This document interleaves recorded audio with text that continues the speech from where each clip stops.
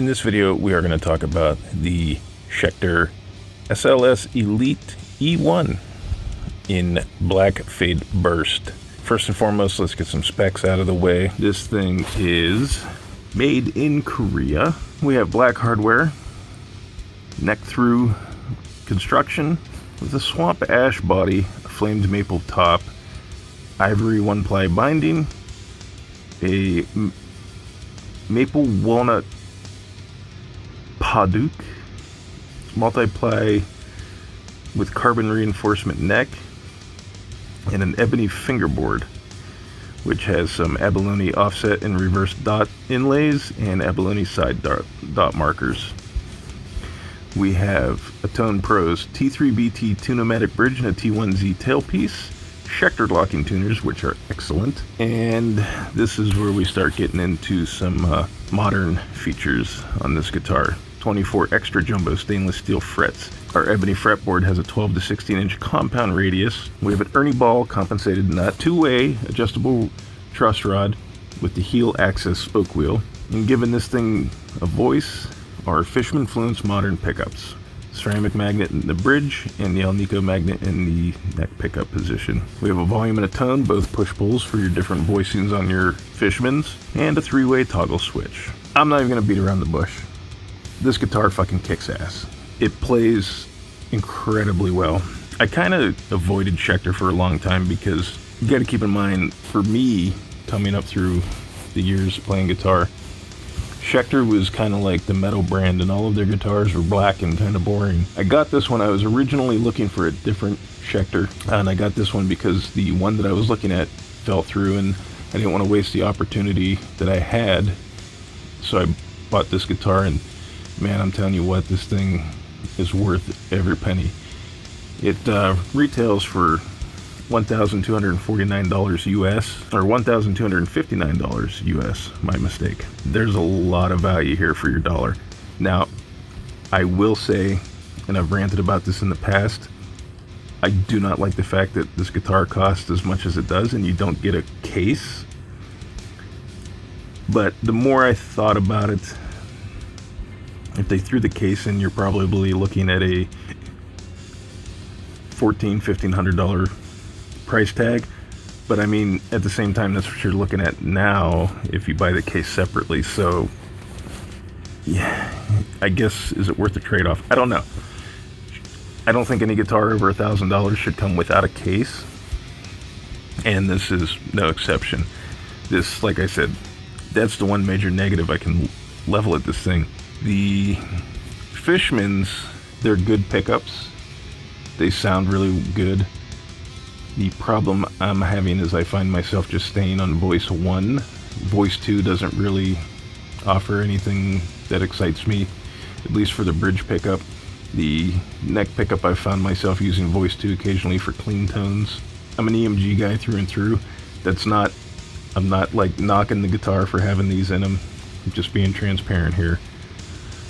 But I will say they do provide a sound that my EMGs don't. Does that make them better? It depends on the person. If everybody liked the same exact sound, there wouldn't be as many pickup manufacturers and amp companies and guitars and shit that are out there. So, different strokes for different folks. Playability on this thing, like I said, is really good. It took me a little bit to get used to the extra jumbo frets. Most of my guitars have medium jumbos, and there's a little bit of a difference. Once I played it for a little bit, like a day, it just became kind of natural feeling to me. The lower horn has a nice access cutaway on the inside for upper fret access that is really comfortable, even though I'm not, a shredder or anything like that. Occasionally I do make my way up there, and it feels really good. There's no hindrance like there is on like an Explorer or anything like that. And even really an Explorer doesn't hinder you any, but still. The body, while it doesn't have the contours of, say, an LTD Snakebite, it's comfortable. People that have played Explorers or do play Explorer-shaped guitars are going to feel right at home with this guitar, with this particular body shape. If you don't like Explorers or they don't feel comfortable to you, you're probably not going to find anything here that changes your mind. The fit and finish Overall on this thing is amazing. No sharp fret ends, no high frets. Some of that's a testament to the fact that it was made in Korea. You know, Korean guitars generally have this reputation for being exceptional for the price that you pay for them. I've had 3 Korean-made Epiphones that were also exceptional. Ironically, the back of this guitar looks just as good as the front. The Swamp Ash body has a natural finish on the back, and it's a pretty good looking guitar all the way around, with the flame maple top. You know, if they just made one that was just all ash like this and just clear coated, I think they'd probably sell a lot because it would still look awesome. I don't really know what else I can add to this because, like I said, I mean, this thing's awesome. The one downside I could give it, and it's not even a problem with Schecter or the guitar itself, it's just a problem with, you know, generally guitars that sit in guitar stores or are in dusty environments, is the pots are a little scratchy when you pull them out or push them in. A little bit of deoxit will clean that right up. It won't be an issue. I'm sure you guys that are Schecter players know how good these things are. For people that aren't Schecter players, man, you at least gotta try one. Go into a guitar store and try it out and see how it feels for you, because, you know, like I said, I avoided them for a long time, and now I'm ready for another one. So, there's like 3 or 4 more that I would like to get just based on how they look, and I'm sure they would be just as good as this guitar because they got pretty similar specs. Let's go through a demo, let's see how it sounds, and we'll go from there.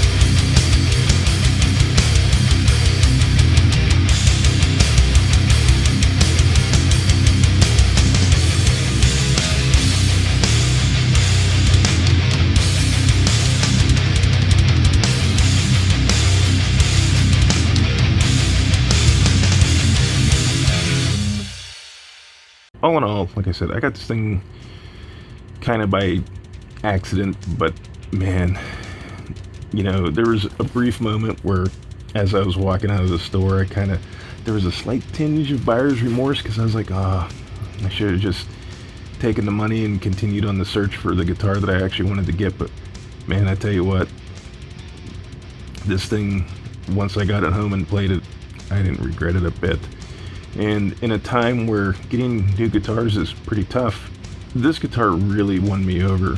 There's something about this guitar that just, it's a joy to play. It's inspiring to play.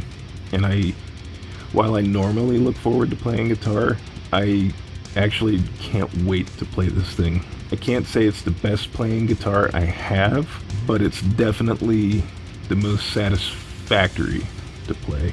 Could that new instrument smell wear off? Maybe, but you know, for the time being, like I said, this thing is amazing, and I'm looking forward to getting my hands on some other Schecters. I'm even looking at like the Reapers and some stuff that I normally wouldn't, just because it's like, it's that good. If you have a Guitar Center or any kind of music store around you that has Schecter guitars, just give them a try, because they're fucking awesome.